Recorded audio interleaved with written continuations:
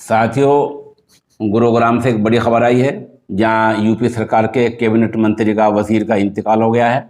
और ये यूपी के जो वजीर हैं जिनका नाम चेतन चौहान है, वो गुरुग्राम के मेदांता अस्पताल में दाखिल थे।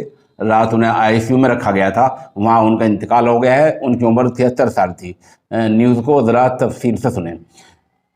कोरोना ने उत्तर प्रदेश सरकार के दूसरे मंत्री की आज जान ले ली है। साबिक कलेक्टर और यूपी सरकार के वजीर चेतन चौहान गुरुग्राम के मेदांता अस्पताल में दाखिल हुए थे। उन्हें रात से आईसीयू में यानी इंतहाई निगहदाश्त यूनिट में रखा जा रहा था। उनकी उम्र 73 साल थी। कलेक्टर चेतन चौहान ने 1969 से 1978 के दरमियान इन तकरीबन 9 साल के दरमियान 40 टेस्ट मैचों में 2084 रन बनाए थे।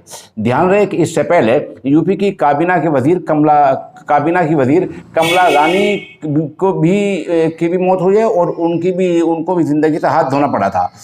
मिस्टर चेतन चौहान 2 बार एमपी रह चुके हैं, मेंबर पार्लियामेंट रह चुके हैं। उनकी कोरोना रिपोर्ट जब से पॉजिटिव आई थी, उनके गुर्दे मुतासिर थे, गुर्दे प्रभावित थे और ब्लड प्रेशर भी ज़्यादा हो गया था।